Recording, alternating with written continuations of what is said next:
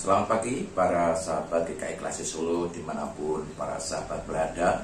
Kiranya kasih karunia Tuhan, cinta kasih Tuhan senantiasa hadir di dalam kehidupan para sahabat semuanya.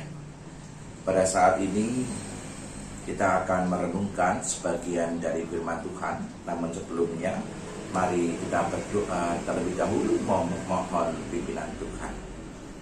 Bapa yang Maha Baik, kami mengucap syukur untuk pagi hari yang indah ini ya Tuhan, ketika Engkau masih memberikan kami kesempatan untuk kembali bangun, menghirup udara segar-Mu. Dan pada saat ini kami akan mengawali hari kami dengan merenungkan sebagian dari firman. Kiranya Engkau yang memimpin, Engkau yang menolong kami di dalam kami menghayati sabda-sabda-Mu. Engkau yang menaungi kami, Engkau yang menolong kami dengan kuasa Roh Kudus-Mu. Dalam nama-Mu Tuhan kami Yesus Kristus, kami telah berdoa. Amin. Para sahabat yang dikasihi Tuhan, pada kesempatan pagi hari ini renungan kita saya ambilkan dari kitab Ulangan pasal 6 ayat 4 sampai dengan 7. Demikianlah firman Tuhan. Dengarlah hai orang Israel, Tuhan itu Allah kita, Tuhan itu Esa. Kasihilah Tuhan Allahmu dengan segenap hatimu dan dengan segenap jiwamu dan dengan segenap kekuatanmu. Apa yang kuperintahkan kepadamu pada hari ini haruslah engkau perhatikan. Haruslah engkau mengajarkannya berulang-ulang kepada anak-anakmu dan membicarakannya apabila engkau duduk di rumahmu, apabila engkau sedang dalam perjalanan, apabila engkau berbaring, dan apabila engkau bangun. Demikianlah firman Tuhan. Yang berbahagia adalah kita semua yang bersedia membaca, mendengar, merenungkan, dan juga sekaligus melaksanakannya di dalam kehidupan sehari-hari. Para sahabat yang dikasihi Tuhan, setiap orang tua, ketika orang tua itu meninggal, pastinya akan meninggalkan sesuatu untuk anak-anaknya yang sering kita pahami dengan istilah warisan. Warisan bisa berupa berbagai macam hal di dalam kehidupan ini. Ada orang tua yang mewariskan materi, mewariskan harta bendanya, mewariskan tanah, rumah, kendaraan, ya semua hal-hal yang berupa materi. Orang tua juga akan mewariskan kemampuan pemahaman tentang sesuatu. Mungkin orang tua kita memiliki kemampuan di bidang seni lukis, maka dia bisa mengajarkan kepada anak-anaknya, diwariskan kemampuan lukisnya, ataupun seni tarik suara. Ketika orang tua suaranya bagus dan melihat, oh anakku itu punya potensi di dalam hal seni tarik suara.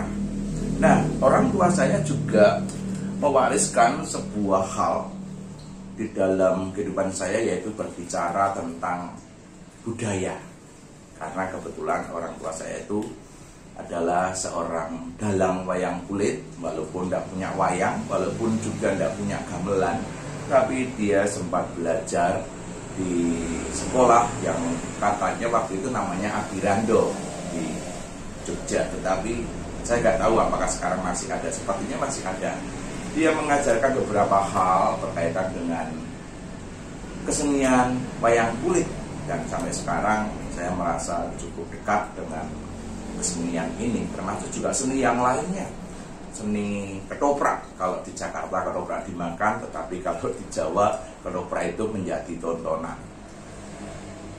Dan juga banyak mengajarkan berkaitan dengan bagaimana cara bercocok tanam, bagaimana cara bertani, bagaimana cara bertukang, menjadi seorang tukang, entah itu tukang kayu ataupun tukang bangunan.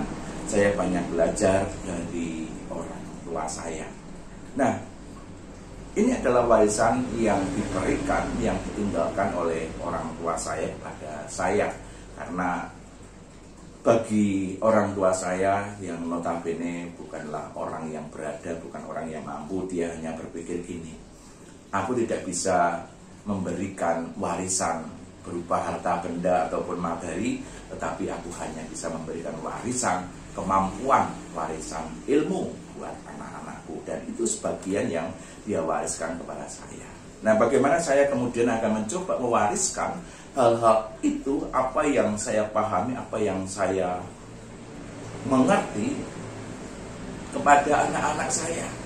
Anak saya perempuan, mosok ya mau diwarisi ilmu pertukangan ya, nanti tidak apa-apa sih sebenarnya, tetapi agak gimana gitu.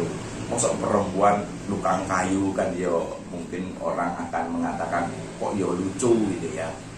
Masa seorang perempuan mau nukang bangunan ya tidak apa-apa sebenarnya, tapi memang perlu dipilah dan dipilih hal-hal apa yang perlu diwariskan kepada anak-anak keturunan kita. Nah, di dalam bacaan kita pada saat ini, ketika kita berbicara tentang kitab Ulangan pasal 6 ayat 4 sampai dengan 7 ini, Musa mencoba memberikan sebuah pengajaran kepada bangsa Israel, di mana pengajarannya berbicara tentang iman bangsa Israel kepada Allah. Dengan tegas Musa mengatakan, dengarlah hai orang Israel, Tuhan itu Allah kita, Tuhan itu Esa. Kasihilah Tuhan Allahmu dengan segenap hatimu dan dengan segenap jiwamu dan dengan segenap kekuatanmu. Musa memberikan sebuah pengajaran kepada bangsa Israel, dan bukan hanya sekedar mengajarkan iman saja, tetapi menarik ketika di dalam ayat yang ke-7 di sana dikatakan, haruslah engkau mengajarkannya berulang-ulang kepada anak-anakmu dan membicarakannya apabila engkau duduk di rumahmu, apabila engkau sedang dalam perjalanan, apabila engkau berbaring, dan apabila engkau hanya. Di sini Musa juga mengajarkan kepada bangsa Israel untuk apa?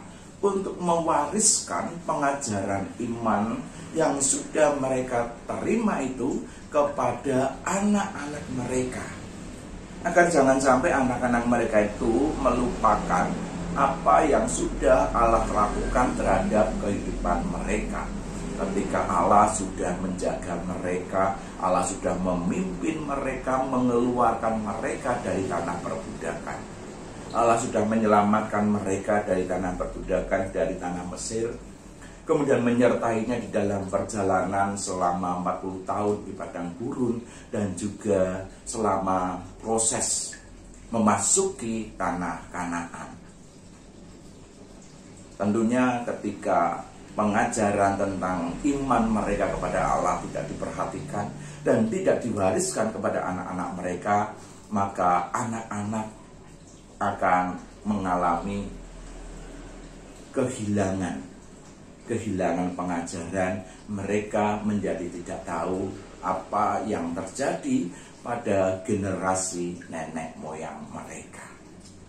Nah, inilah yang dikehendaki oleh Musa melalui pengajaran ini, agar apa? Agar iman yang mereka miliki itu diwariskan kepada anak-anak mereka.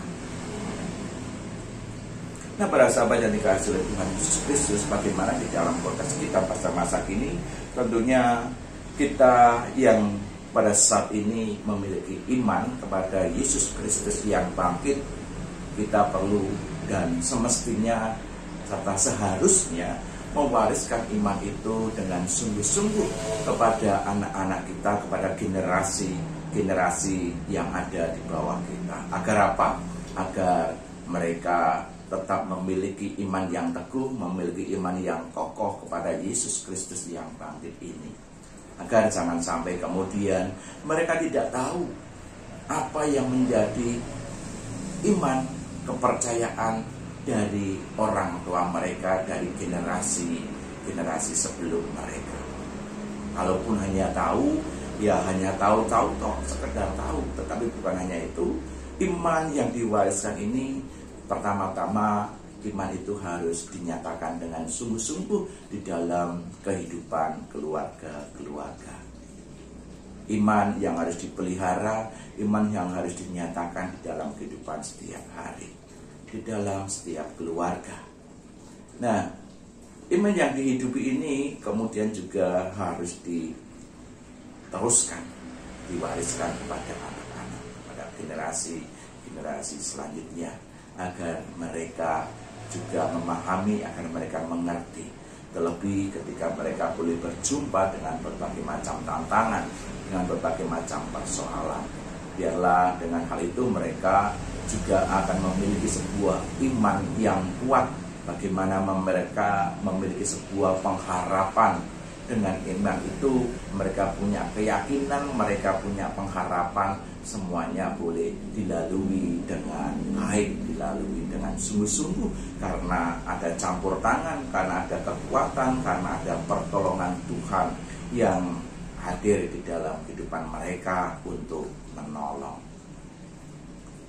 Para sahabat yang dikasihi Tuhan, biarlah firman Tuhan pada saat ini menyegarkan kehidupan iman kita, mengingatkan bagi kita untuk bukan hanya sekedar mewariskan harta benda, mewariskan materi kepada anak-anak kita, kepada generasi-generasi selanjutnya, tetapi juga perlu mewariskan iman kita dengan sungguh-sungguh. Kiranya Tuhan Yesus Kristus, Sang Kepala Gereja, boleh terus menolong kita dan juga memampukan kita di dalam kita terus berjalan di dalam iman, dan juga di dalam kita mewariskan iman kita kepada anak-anak kita. Selamat pagi, selamat beraktivitas. Tuhan Yesus memberkati.